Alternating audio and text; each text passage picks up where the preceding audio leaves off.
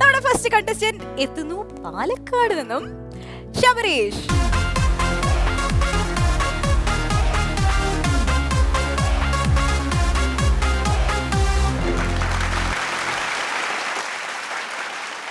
എന്ത് ചെയ്യുന്നു? ഞാൻ UPSC എക്സാം ട്രെയിനറാണ്. UPSC എന്ന് പറഞ്ഞാൽ കമ്പ്യൂട്ടർ പോകുമ്പോൾ അതിനകത്ത് കറണ്ട് കൊടുക്കുന്ന ഒരു സാധനമല്ലേ? UPSC PSC എന്ന് കേട്ടിട്ടുണ്ട്, പക്ഷേ UPSC എന്ന് ഞാൻ ആദ്യമായിട്ട് കേൾക്കുകയാണ്. Union public service commission. PSCയുടെ ഫുൾ ഫോം എന്താണ്? Public service commission. ഭാഗ്യം ഇപ്പൊ പറഞ്ഞുകൊണ്ട് അവള് രക്ഷപ്പെട്ടു, അല്ല ഇപ്പൊ തന്നെ ചമ്മി പോയനെ കേട്ടാ. എന്തായിരുന്നു ഒരു കോളേജ് കാലത്തൊക്കെ നിങ്ങളുടെ ഏറ്റവും പ്രതിഭയായിട്ട് കൂട്ടുകാർ നിങ്ങൾ എന്ത് കാര്യത്തിനാണ് പ്രശംസിച്ചുകൊണ്ടിരുന്നത്? ഞാനൊരു ലവ് ലെറ്റർ സ്പെഷ്യലിസ്റ്റ് ആയിരുന്നു. പ്രണയലേഖനങ്ങൾ എഴുതുക, അത് വേണ്ടപ്പെട്ടവർക്ക് കൊടുക്കുക, ആവശ്യക്കാർക്ക് കൊടുക്കുക, തല്ലുകൊള്ളുക തുടങ്ങിയതായിരുന്നു എന്റെ വിനോദം. പ്രണയലേഖനത്തിന്റെ 2-3 വരികൾ വെച്ച് നന്ദിനിക്ക് ഞാൻ പ്രണയലേഖനം എഴുതുകയാണ്, നിങ്ങൾ എനിക്ക് എങ്ങനെ എഴുതി തരും? പറയേണ്ടതെന്തെന്നറിയില്ല, പറഞ്ഞതിൽ പാതി ഹൃദയമെടുപ്പുകൾ, എഴുതേണ്ടതെന്തെന്നറിയില്ല, ഒരു വരി കവിതയുടെ ആത്മകഥ പോലും. സാർ ക്ലാപ്പില്ലേ ഓഡിയൻസ്? ഏറ്റവും ശക്തമായ ഒരു പ്രണയം കല്യാണം കഴിച്ച് ഇപ്പോഴും ജീവിക്കുന്നുണ്ടോ? നിങ്ങളുടെ പ്രണയലേഖനം കൊണ്ട് കല്യാണം കഴിച്ച ആരെങ്കിലും? തീർച്ചയായിട്ടും. പക്ഷെ അത് ഡിസ്ക്ലോസ് ചെയ്തു പോയ പല പ്രശ്നങ്ങളും ഉണ്ടാവും. അതൊന്നും ഡിസ്ക്ലോസ് ചെയ്യേണ്ട, അവരുടെ പേരുകളൊന്നും പറയേണ്ട. ഇന്നത്തെ എപ്പിസോഡിലൂടെ ഉടനീളം പ്രണയം വാരി വിതറി ഞങ്ങളുടെ ഓണക്കാലത്തെ പ്രണയ സമൃദ്ധമാക്കാൻ വേണ്ടി താക്കുകളുടെ വാക് ചാതുര്യം ഞങ്ങൾ ഇടയ്ക്കിടയ്ക്ക് ഉപയോഗിച്ചുകൊണ്ടിരിക്കും. തയ്യാറാണല്ലോ? തയ്യാറാണ്. അസ്പഷ്ടം ദുഷ്ടമർത്ഥ നമ്മള് രണ്ടുപേരും കൂടെ ചെറിയ കവിതയും കൂടെ പറയണം. പച്ചക്കൊക്കെ കതിന മുഴക്കിയിട്ട് ഉച്ചക്കയർ ദി ഗജേന്ദ്ര മഹാഘോര മോരെ യുഗാന്തേ എന്നാണല്ലോ കവി പണ്ട് പാടിയിരിക്കുന്നത്. തിരിച്ചു പോകണ്ട, ഇവിടെ തന്നെ നിൽക്കുള്ളൂ. ഏകദേശം ഒരേ കളറുള്ള ജുബയാണ്. ഇങ്ങോട്ട് മാറിയെന്നുള്ളൂ, അല്ലേ വേണ്ട അങ്ങോട്ട് മാറിയെന്നുള്ളൂ. ആയിക്കോട്ടെ, അങ്ങോട്ട് മാറിയെന്നുള്ളൂ. ശാലയൊന്നും ആരും ചോദിക്കാറില്ല അവളുടെ അടുത്ത്. അങ്ങോട്ട് നിന്നോളൂ കേട്ടോ. ഇത്രയും നാളെ ഒരാളെ സഹിച്ചാൽ മതിയായിരുന്നു. ഒരുപോലെ രണ്ടെണ്ണം കടുകുപണി വറക്കുന്ന പോലല്ലേ എന്തൊക്കെയോ പറഞ്ഞിട്ട് കേട്ടതെന്തെന്നറിയില്ല. പക്ഷെ അടുത്ത് ഞാൻ പറയാൻ പോകുന്നത് അടുത്ത കണ്ടസ്റ്റന്റിന്റെ പേരാണ്. ഈ കണ്ടസ്റ്റന്റെങ്കിലും ശരിയായി വരും എന്നുള്ളൊരു പ്രതീക്ഷയോടുകൂടി ഇവിടെ വന്നുള്ളൂ. കർണാടകയിൽ നിന്നും എത്തിയത്, അടുത്ത സ്റ്റേറ്റിൽ നിന്നും എത്തിയത് ആരാണെന്ന് നമുക്ക് നോക്കാം. നെൽസൺ.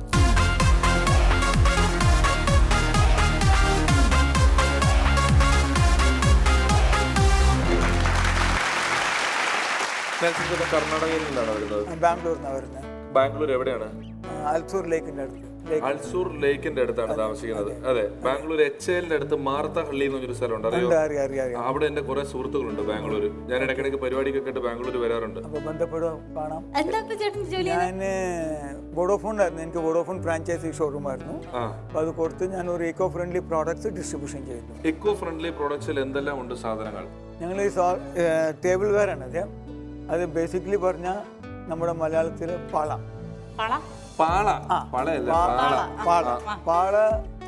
എക്സ്പോർട്ട് ചെയ്യുന്ന പ്രോഡക്റ്റ് ഞങ്ങൾ ബാംഗ്ലൂരിൽ മാർക്കറ്റിംഗ് ചെയ്യും. പ്രണയലേഖനം എഴുതാനുള്ള ഒരു സ്കോപ്പ് ഞാൻ കാണുന്നുണ്ട്. അപ്പൊ ഗൃഹാതുരത്വം അതില് നൊസ്റ്റാൾജിയ. പാളയില് ഗൃഹാതുരത്വം അത് ഭയങ്കര രസമായിരിക്കും. കാരണം നമ്മൾ പണ്ട് ഓലയില് എഴുത്താണി വെച്ച് എഴുതുമായിരുന്നു. അതുപോലെ പാളയിൽ എഴുതി കൊടുത്താൽ വളരെ രസമായിരിക്കും. അതിലൊരു വള്ളി ഇട്ട് പെണ്ണ് തിരിച്ചു തരും പാളി എന്ന് പറഞ്ഞുകൊണ്ട് കേട്ടോ. ഓക്കെ, അപ്പൊ ചെറുതായിട്ട് ഇങ്ങോട്ട് അടുത്ത ആളെ വിളിക്കും. അടുത്തത് മണികണ്ഠൻ പി.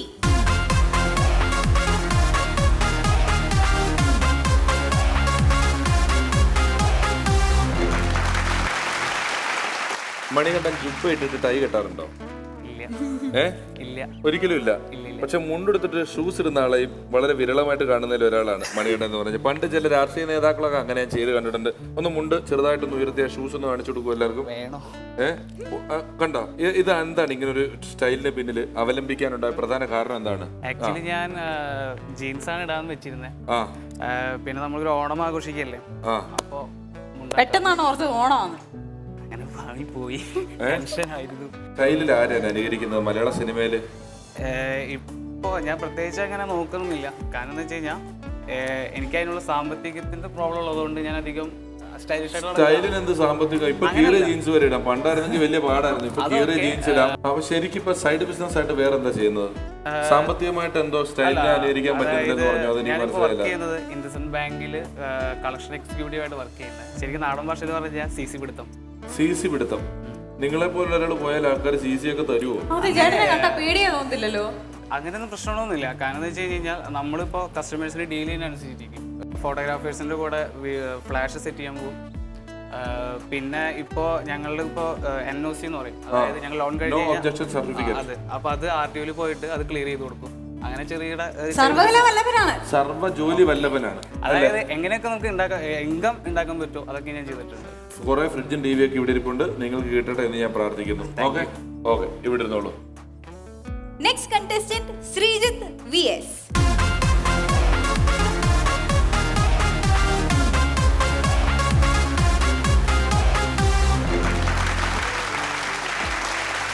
ചേട്ടാ എന്ത് ചെയ്യും ചേട്ടാ? പലചരക്കടയാണ്. ആൾക്കാരൊന്ന് കടമൊക്കെ ചോദിക്കാറുണ്ടോ? ചോദിക്കാറുണ്ട്. അപ്പൊ എന്ത് ചെയ്യും? നേരത്തെ കൊടുക്കുമായിരുന്നു, ഇപ്പം കടം കൊടുക്കാം. ഇപ്പൊ എന്തുകൊണ്ടാണ് കടം കൊടുക്കാതായത്? എഴുതി ബുക്ക് നിറഞ്ഞ് തിരിച്ചു തരുന്നില്ല അല്ലേ? ഇതിപ്പോ CC പിടിക്കുന്ന ഒരാൾ ഇവിടെ പറഞ്ഞു, അയാൾ വളരെ മാന്യമായിട്ട് ആൾക്കാരോട് ചെന്ന് സംസാരിച്ച് കാര്യങ്ങൾ തിരിച്ചു പിടിച്ചു തരുമെന്ന്. ചേട്ടന് കടം തരുള്ള ആൾക്കാരെ പുള്ളിനെ ഏൽപ്പിച്ച പുള്ളി മാന്യമായിട്ട് സംസാരിച്ച് പൈസ മേടിച്ചു. നിങ്ങൾ തമ്മിൽ ഒരു ഡീൽ ആവുന്നുണ്ടോ ഇപ്പം? ഇല്ല. ഈ പരിപാടിയിൽ സമ്മാനം കിട്ടുമെന്നുള്ള പ്രതീക്ഷയുണ്ടോ? പങ്കെടുക്കാൻ പറ്റിയത് തന്നെ ഒരു ഭാഗ്യം. കിട്ടിയില്ല അല്ലേ? ഉറപ്പായിട്ടും കിട്ടും കേട്ടോ. ഓക്കെ, അവിടെ പോയി നോളൂ. ഇന്നത്തെ നമ്മുടെ ലാസ്റ്റ് കണ്ടസ്റ്റന്റ് രതീഷ് കൃഷ്ണൻ.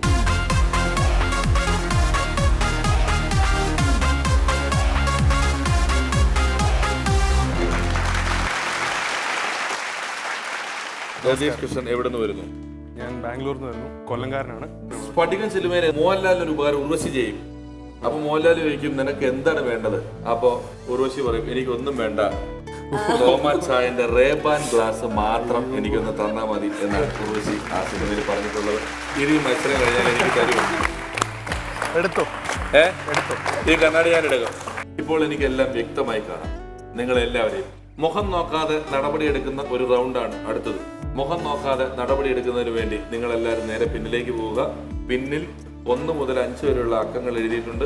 ഇഷ്ടമുള്ള അക്കത്തിൽ കയറി നിന്നോളുക.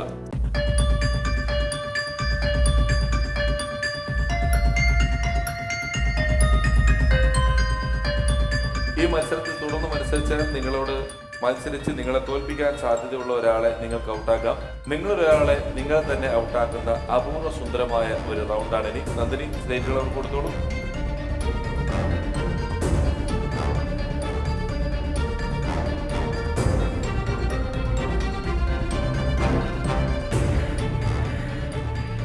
നമ്പർ എഴുതിക്കോളൂ.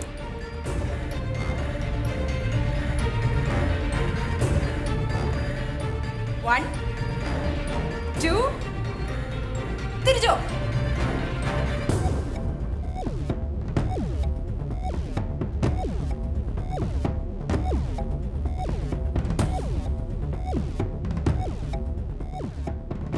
ഇത് ഒരു ചരിത്ര മുഹൂർത്തമാണ്.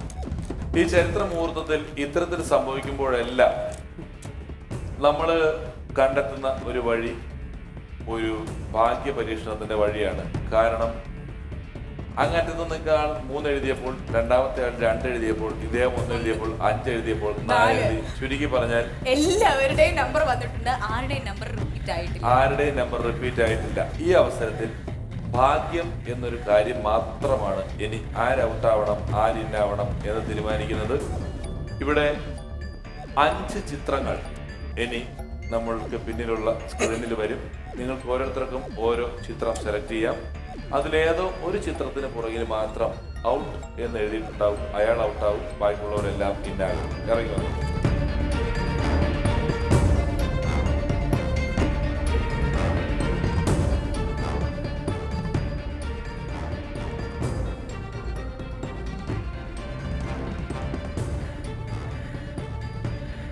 എന്തൊക്കെയാണ് വന്നിരിക്കുന്നത് മനസ്സിലായല്ലോ?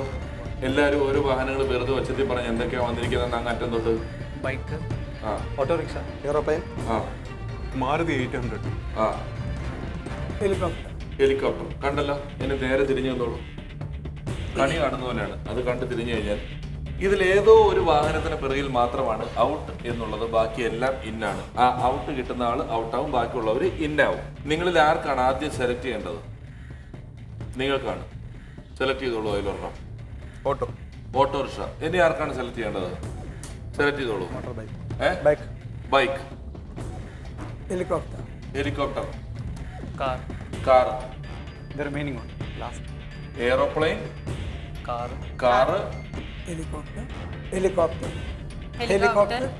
ഓട്ടോ. ബൈക്ക്. ബൈക്ക്. ഇത്രയാണ് കിട്ടിയിരിക്കുന്നത്. നിങ്ങളുടെ കൂട്ടത്തിൽ ബൈക്ക് പറഞ്ഞ ആളാരാണ്? നിങ്ങളാണ്.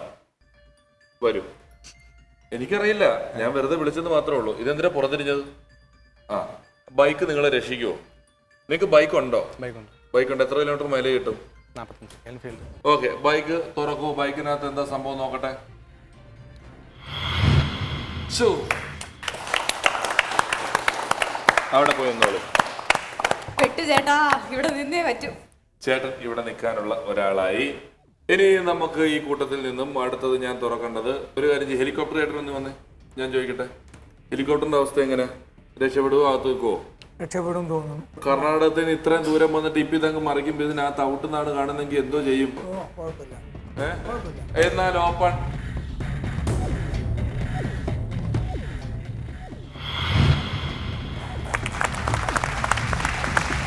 ചേട്ടനും രക്ഷപ്പെട്ടിരിക്കുകയാണ്.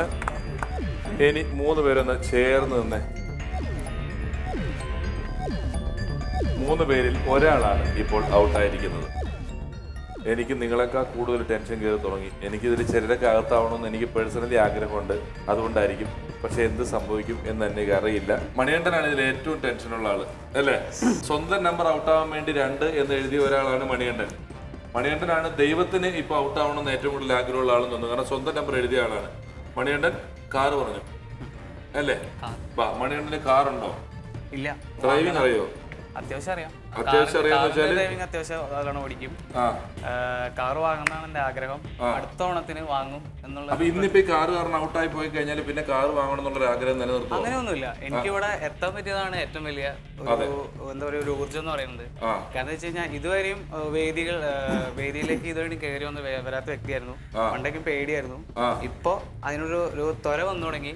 എന്ത് ആഗ്രഹം ഇത്ര എപ്പിസോഡ് ചെയ്തിട്ട് ആദ്യമായിട്ട് ഈ എപ്പിസോഡ് ത്വര എന്ന വാക്ക് ഉപയോഗിച്ചതിന് മണികണ്ഠന് നമ്മളൊരു പ്രത്യേക കൈയടി. അപ്പൊ നമുക്ക് തുറന്നാലോ?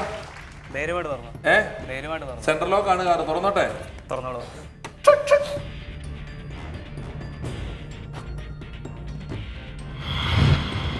ഓയ്യോ, വാ. അടുത്ത ഓണത്തിന് കാറ് നമ്മൾ മേടിച്ചിരിക്കും. അതെ, ഞാൻ വാങ്ങും സാർ. കാറ് വാങ്ങണം, ഞാൻ പ്രാർത്ഥിക്കുന്നുണ്ട്. ഇതിനിങ്ങനെയാണെങ്കിൽ ഫസ്റ്റ് പ്രൈസ് കിട്ടിക്കഴിഞ്ഞാൽ എന്നെ വിടൂലല്ലോ എന്റെ ദൈവമേ. ആയിക്കോട്ടെ, ചെല്ല്. അവിടെ ചെല്ല്. ഇത് 2 കണ്ണാടിക്കാർ. ഇവർ 2 പേരും ഏറ്റവും ആവശ്യത്തോടെ വന്നിറങ്ങിയ 2 മിടുക്കന്മാരായിട്ടുള്ള മത്സരാർത്ഥികൾ. ഇവർ 2 പേരും ഔട്ടാവരുത് എന്നുള്ള ആത്മാർത്ഥവും ഉത്കടവുമായ ആഗ്രഹത്തോടു കൂടിയാണ് ഞാൻ ഇവിടെ നിൽക്കുന്നത്. നിങ്ങളിൽ ആരാണ് ഔട്ടാവാൻ മാനസികമായിട്ട് തയ്യാറ്? ഇതിലൊരാൾ ഔട്ടാണ്, അത് ഫിക്സ് ആണ്. ഒരു കാര്യം പറയാനുണ്ടെന്ന് പറഞ്ഞ പോലെ ആയിപ്പോലെ എങ്കിൽ പറയാന്നാല്. അല്ല, ഇനിയിപ്പോ ചാൻസസ് 50-50 ആണ്.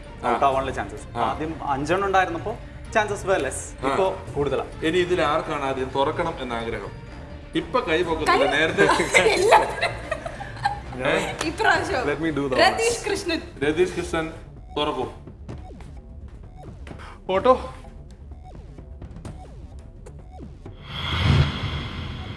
ഓയ്യോടാ, രതീഷ് കൃഷ്ണൻ ഔട്ടായി. അങ്ങനെ കവി വിമാനം തുറക്കാൻ പറയൂ. അതിനു മുമ്പ് ഒന്ന് കൺസോൾ ചെയ്തു. വിമാനം തുറക്കൂ. വിമാനം തുറക്കൂ. നടുക്ക് ഔട്ട് കിടക്കുന്നു. ബാക്കി 4 പേര് ഇന്നായി. പക്ഷെ ഓട്ടോയിലായിരുന്നു ബോംബ് വെച്ചിരിക്കുന്നത്. എന്താ പറയാനുള്ളത്? എപ്പോഴും പറയുന്ന ഇവിടം വരെ എത്തിയത് ഇദ്ദേഹം അവിടെ പോയി നിന്നോളൂ. പറയൂ. ഇവിടം വരെ എത്തിയത് വലിയ നേട്ടമായിട്ട് കാണുന്നു എന്ന് പറഞ്ഞാൽ മെയിൻ റീസൺ എന്ന് പറഞ്ഞാൽ ഞാൻ ചെറിയ രീതിയിൽ ഷോർട്ട് ഫിലിംസ് ഒക്കെ ചെയ്യുന്നുണ്ട്. ഫിലിംസിലോട്ട് കയറാനുള്ള ഒരു ഇതാണ്. കാരണം ടെക്കി ബ്രെയിൻ ഫിലിംസ് എന്ന് പറഞ്ഞൊരു ഗ്രൂപ്പ് ഉണ്ട്. അത് ഞാനാണ് എൻ്റെ ഫൗണ്ടർ. ഒന്നുമില്ല, എല്ലാം എൻ്റെ ടീമിന്റെ എടുക്കാണ്. ഞാൻ ഒരു 10 ഷോർട്ട് ഫിലിംസോളം ചെയ്തു. അപ്പൊ നമ്മൾ വിചാരിക്കുന്ന ഒരാളല്ല ഇപ്പൊ നമ്മളിൽ നിന്ന് ഔട്ടായി പോയത്. ഇവിടെ നിന്നെങ്കിൽ ടെക്കി ബ്രെയിൻ ഇവിടെ കിടന്ന് തകർത്തേനെ. പക്ഷെ ദൈവം അതിനുള്ള കാര്യങ്ങൾ സമ്മതിച്ചില്ല. 30 സെക്കൻഡ് ഒന്ന് പെർഫോം ചെയ്യാൻ പറ്റും. പണ്ട് മിമിക്രി ഓൾ കേരള നിങ്ങൾക്ക് 1 മിനിറ്റിൽ കൂടുതലാണ് ഞാൻ ഇവിടെ അനുവദിച്ചിരിക്കുന്നത്. 30 സെക്കൻഡ് അങ്ങനെ ഓണ സമയമല്ലേ?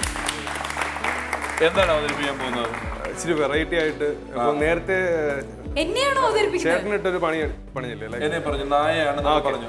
അപ്പം റിയൽ ഒരു അൽസേഷ്യൻ നായയുടെ എക്സ്പീരിയൻസ് വിത്തൗട്ട് മൈക്ക് ഈ ഇരിക്കുന്ന എല്ലാവർക്കും ഒന്ന് കേൾപ്പിക്കാനാണ്. പക്ഷെ അവരെല്ലാം കണ്ണടച്ചിരിക്കണം, ജസ്റ്റ് 20 സെക്കൻഡ്സേ കാണത്തുള്ളൂ. ഇപ്പം നായയുടെ അൽസേഷ്യന്റെ വിവിധ ഭാഗങ്ങൾ ചെയ്യുന്നു. അൽസേഷ്യൻ അല്ലാതെ എന്തെങ്കിലും സാധനങ്ങൾ കയ്യിലുണ്ടോ? സിനിമ നടന്മാരുടെ ശബ്ദം വല്ലതും ചെയ്യുന്നുണ്ടോ? പണ്ട് ചെയ്യുമായിരുന്നു, ചെയ്യാം. ഒരെണ്ണം ആദ്യം അത് ചെയ്യും, നോക്കട്ടെ. പേഴ്സണലായിട്ടൊരു കാര്യം പറയാടി മോളെ, എന്റെ ഒന്നും ഒട്ടും പിഴക്കാറുമില്ല, ഞാനൊന്നും താമസിക്കാറുമില്ല. കട്ടപ്പനക്കാരൻ കൊച്ചു വർഗീസിന്റെ കൊച്ചുമോളെ, നിന്റെ അടുക്ക് ഞാൻ പലവട്ടം പറഞ്ഞിട്ടുണ്ട്, ചാരായം മാറ്റുന്നത്. ഇപ്പൊ പോലീസ് പിടിച്ചപ്പോ എന്താ ആടി, കടയാടി മോളെ. ഇനി നമുക്ക് നമ്മുടെ അൽസേഷ്യനെ ഞാൻ കൂട് തുറന്ന് വിടാം. അൽസേഷ്യൻ ഇവിടെ നടന്ന് വരയിക്കോളൂ.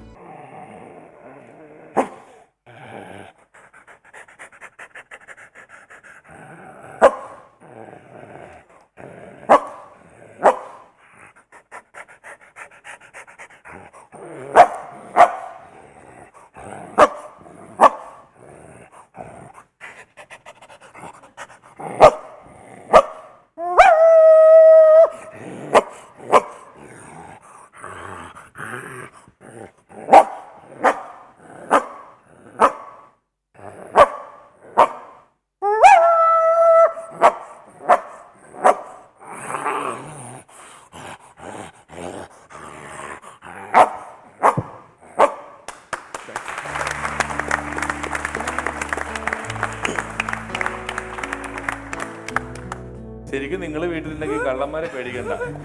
സാരിയായിട്ട് നല്ല ഗംഭീരമായിട്ട് നല്ല പറയണം.